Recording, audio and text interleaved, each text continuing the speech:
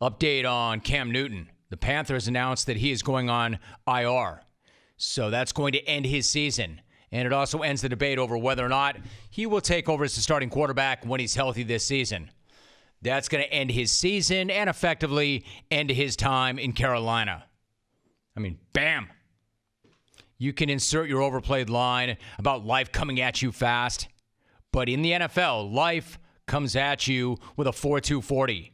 And then it hits you like a freight train when it gets there. Because at this point, it would be more surprising if Cam Newton hadn't played his last down for Carolina than if he had. It would be more surprising if he was back next year with Carolina than if he wasn't. And if that feels kind of insane, think about this. Ever since he was drafted, he's been the face of that franchise. And now he's done for the year and probably done in Carolina, and he's 30. If we were to go back, and it feels like yesterday, it was 2015, we were to go back, he was Superman, the league MVP, leading the team to the Super Bowl. If we went back then, what would you have said if I told you he'd play only one more full season in Carolina? I mean, you wouldn't buy it because the guy seemed indestructible. You'd call me a liar. You'd call me an idiot or worse.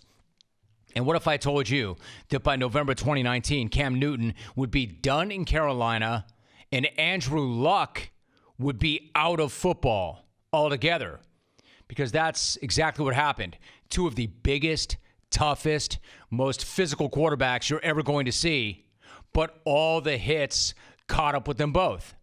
Back in 2015, Cam Newton was 26, an MVP, had his team in the Super Bowl, and he was indestructible.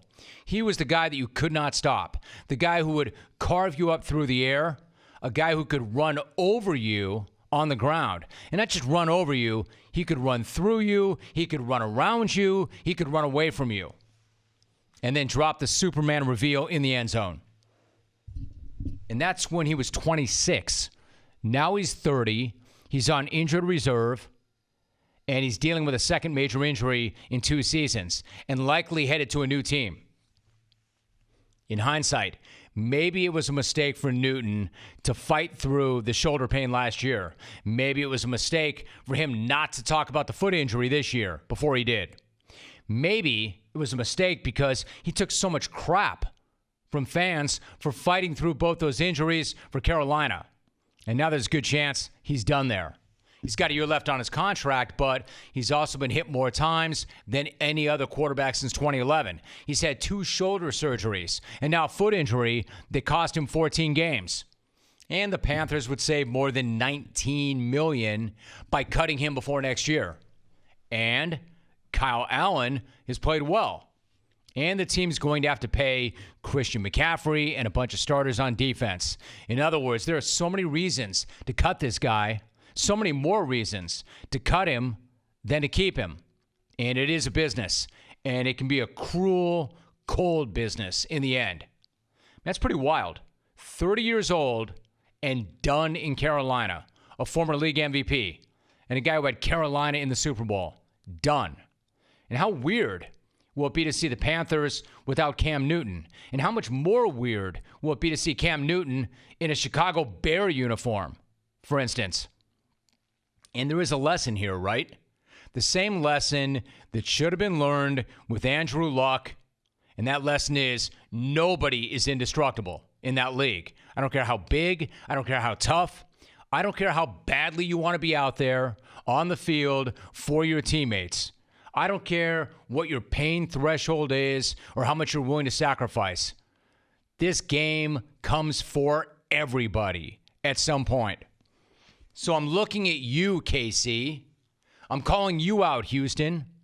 I'm thinking of any team who thinks that they have their quarterback, their franchise quarterback, because not every team has one. Any team that thinks they have their guy, you better protect them. And you better protect them not only from the opponents, but from themselves. All the more reason why, if you're Kansas City, you better not rush Patrick Mahomes back. If you're Houston, the only thing that matters is keeping Deshaun Watson safe. If you've got a franchise quarterback, you have a chance.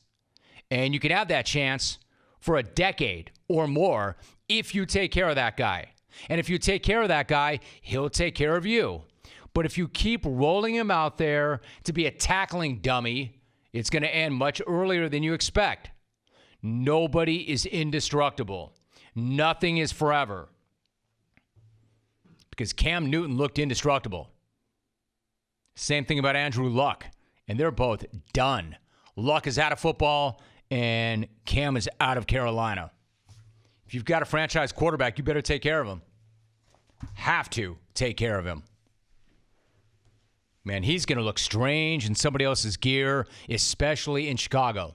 You know who knew that Cam was going to dominate when there might have been some skepticism?